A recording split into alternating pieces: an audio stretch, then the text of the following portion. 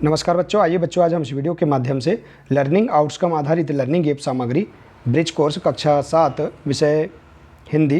देखिए बच्चों, इसके अंतर्गत हम यहाँ पर पेज नंबर 42 से लेकर पेज नंबर 46 तक इसमें दी गई सभी वर्कशीटों को हम बहुत ही सरल तरीके से पूर्ण करेंगे।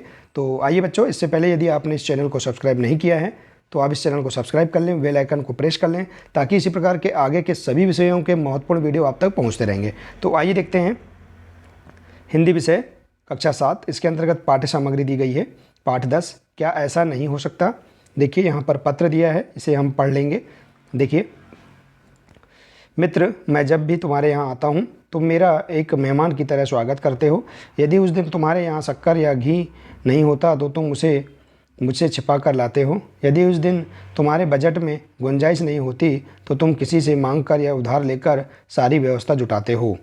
तुम जब मुझसे बात करते हो तब भी इस चिंता से मुक्त नहीं होते कि नहाने के बाद मुझे टॉवल देना होगा, तेल के बाद कंघा और आईना देना होगा, और मैं जब तक भोजन कर रहा हूँगा तब तक किसी बच्चे को भेजकर पान मंगवा कर रखना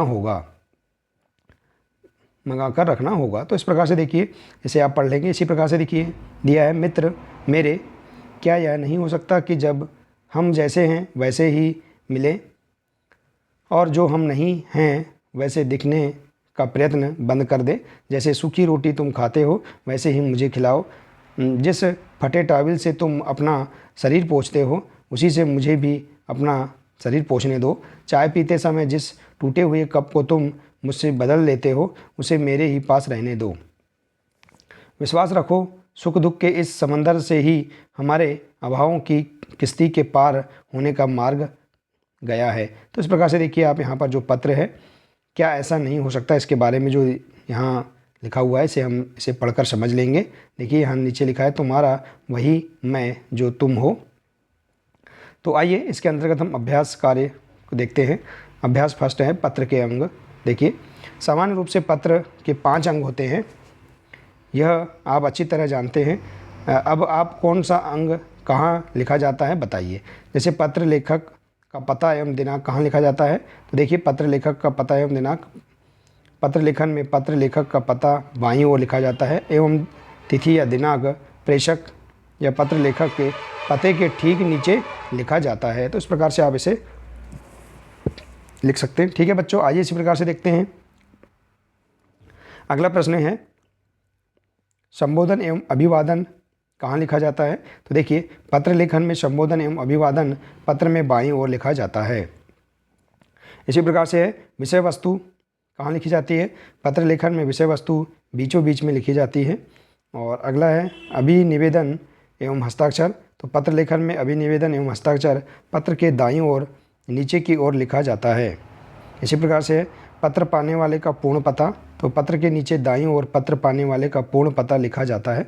तो इस प्रकार से आप यहाँ पर समान रूप से पत्र के जो अंग हैं और कौन सा पत्र, उनके अंग कहाँ लिखे जाते हैं, इसके बारे में आप इस प्रकार से इन प्रश्नों के आंसर लिख सकते हैं। ठीक है बच्चों, आइए इसी प्रकार से हम अगला अभ्यास देखते हैं। अगला अभ्यास है अभ्यास 2, पत्र के प्रकार। तो आइए देखते हैं। आप अच्छी तरह से जानते हैं पत्र 2 प्रकार के होते हैं। कौन कौन से बच्चों? औपचारिक पत्र और अनौपचारिक पत्र। अब आप यहाँ लिखकर बताइए कि किसको कौन से प्रकार का पत्र लिखा जाएगा। जैसे माता और पिता को कौन सा पत्र लिखा जाएगा, अनौपचारिक पत्र। और देखिए, शासकीय कार्यालयों के लिए औपचारिक पत्र, प्रधानाध्यापक को औपचारिक पत्र, जिलाधीश महोदय को औपचारिक पत्र, सरपंच महोदय को औपचारिक पत्र, मित्र या भाई को अनौपचारिक पत्र, नगर पालिका अध्यक्ष को औपचारिक पत्र। तो इस प्रकार से आप देखिए यहाँ पर जो पत्र के प्रकार हैं उनके अंतर्गत किसको कौन सा पत्र लिखा जाएगा, इस प्रकार से आप यहाँ पर लिख सकते हैं। ठीक है बच्चों, आइए इसी प्रकार से देखते हैं अभ्यास 3। देखिए इसमें प्रश्न दिया है, क्या बड़े भाई के विवाह अवसर पर आप अपने मौसाजी को पत्र द्वारा या मोबाइल से सूचना देकर बुलाना चाहेंगे, लिखिए क्यों। तो देखिए, बड़े भाई के विवाह अवसर पर हम अपने मौसाजी को पत्र द्वारा बुलाना चाहेंगे क्योंकि हमारे मौसाजी बहुत दूर रहते हैं, जहाँ केवल पत्र के माध्यम से ही उन्हें सूचना मिल सकती है। तो इस प्रकार से आप यहाँ पर इस प्रश्न का आंसर अपने अनुसार आप लिख सकते हैं। ठीक है बच्चों, इसी प्रकार से देखिए अगला अभ्यास है अभ्यास 4, आप अपनी बड़ी बहन को पत्र लिखकर अपने अध्ययन के बारे में बताइए। तो देखिए, अपनी बड़ी बहन को आप पत्र लिखेंगे जिसमें आपके अध्ययन के बारे में दिया हो। तो देखिए पत्र में हम सबसे ऊपर पहले पता लिखेंगे, इसके बाद दिनांक, और उसके बाद दिया है प्रिय दीदी प्रणाम। देखिए अब पत्र इस प्रकार से लिख सकते हैं। मैं आशा करता हूँ कि तुम ठीक होंगी। मैं भी यहाँ छात्रावास में कुशल मंगल हूँ। मुझे आपकी बहुत याद आ रही है। मेरी यहाँ पढ़ाई बहुत अच्छी चल रही है। सभी विषयों की तैयारी अच्छी चल रही है। इस बार मैं वार्षिक परीक्षा में अच्छे परिणाम से उत्तीर्ण होऊंगा। माँ पिताजी को मेरा प्रणाम देना और उनका ख्याल रखना। मैं जल्द ही छात्रावास से छुट्टी मिलते ही घर वापस आऊँगा। तो इस प्रकार से आप अपनी बड़ी बहन को पत्र लिख सकते हैं, जिसमें अपनी पढ़ाई के बारे में आपको बताना है, और यहाँ नीचे आपका पता, आपका छोटा भाई, आपका नाम लिख देंगे। ठीक है, तो इस प्रकार से आप इस प्रश्न का आंसर लिख सकते हैं। ठीक है बच्चों, देखिए आइए बच्चों इसी प्रकार से देखते हैं हम। अगला दिया है मूल्यांकन 12। देखिए अपठित गद्यांश दिया है। शिक्षक अपठित गद्यांश के बारे में छात्रों को यहाँ बताएंगे और इसमें आप चर्चा करेंगे। ठीक है बच्चों, देखिए अपठित गद्यांश। जीवन में केवल 2 प्रकार के व्यक्ति असफल होते हैं। एक वे जो केवल सोचते हैं, करते नहीं, और दूसरे वे जो करते हैं किंतु सोचते नहीं। सफल केवल वही होते हैं जो सोच समझकर काम करते हैं। गांधी जी की सफलता का यही मंत्र है। गांधी जी आत्मनिर्भर थे। वे सेवा को ही ईश्वर मानते थे। ऐसा इसलिए कि सेवा से मनुष्य का भाव निर्मल बनता है। तो इस प्रकार से आप अपठित गद्यांश को पढ़ लेंगे। आइए इसके अंतर्गत हम अभ्यास कार्य जो दिए हैं इनके प्रश्नों के आंसर हम इस प्रकार से दे सकते हैं। देखिए बच्चों, प्रश्न पहला है, दिए गए अपठित गद्यांश का शीर्षक क्या है। तो देखिए बच्चों, आप गद्यांश को पढ़कर उसका शीर्षक लिख सकते हैं। शीर्षक आत्मनिर्भर बने। इसी प्रकार से देखिए अगला प्रश्न है, सफल लोग कौन होते हैं। तो देखिए सफल लोग कौन होते हैं। सफल लोग हमेशा समय के पाबंद होते हैं।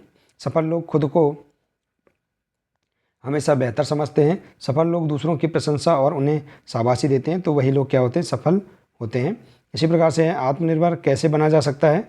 तो आत्मविश्वास को मजबूत बनाकर, मानसिक रूप से मजबूत बनकर, खुद को प्रेरित कर, स्वयं को स्वीकार कर आत्मनिर्भर बन सकते हैं। तो इस प्रकार से आप इन प्रश्नों के आंसर लिख सकते हैं। ठीक है बच्चों, आइए इस प्रकार से देखते हैं अगला प्रश्न।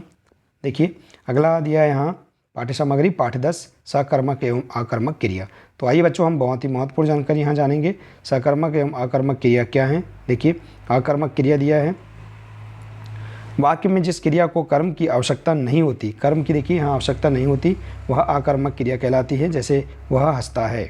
देखिए यहाँ कर्म की आवश्यकता नहीं है, यहाँ केवल क्रिया है। इस वाक्य में हंसना आकर्मक क्रिया है। इसी प्रकार सकर्मक में देखिए, जिसमें जिस क्रिया का फल कर्म पर पड़ता है, जिसके प्रयोग में कर्म की अनिवार्यता बनी रहती है, उसे सकर्मक क्रिया कहते हैं। जैसे सीता पत्र लिखती है। देखिए कर्म और क्रिया दोनों हैं। पत्र लिखना, इस वाक्य में लिखना सकर्मक क्रिया है। तो इस प्रकार से आप देखिए यहाँ पर सकर्मक एवं आकर्मक क्रिया की परिभाषा जान लेंगे। और आइए इसके अंतर्गत हम यहाँ जो अभ्यास कार्य दिया है, इनके प्रश्नों के आंसर इस प्रकार से दे सकते हैं। देखिए निम्नलिखित वाक्यों को सकर्मक क्रिया से आकर्मक क्रिया में बदलिए। जैसे वह घर बनाता है। देखिए यह सकर्मक वाक्य है, इसमें इसे आकर्मक क्रिया में बदलेंगे तो वह बनाता है। देखिए यहाँ कर्म का प्रयोग नहीं हो रहा है। इसी प्रकार से देखिए भूमि पत्र लिखती है।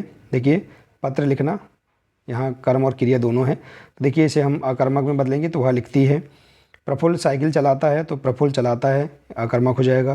तो इस प्रकार से आप सकर्मक से आकर्मक क्रिया में बदल सकते हैं। इसी प्रकार से देखिए निम्नलिखित वाक्यों को आकर्मक क्रिया से सकर्मक क्रिया में बदलिए। जैसे बच्चे गर्म पीते हैं। तो देखिए अब हम यहाँ कर्म लगाएंगे तो बच्चे गर्म दूध पीते हैं। इसी प्रकार से देखिए खुशी पढ़ रही है, तो खुशी पुस्तक पढ़ रही है।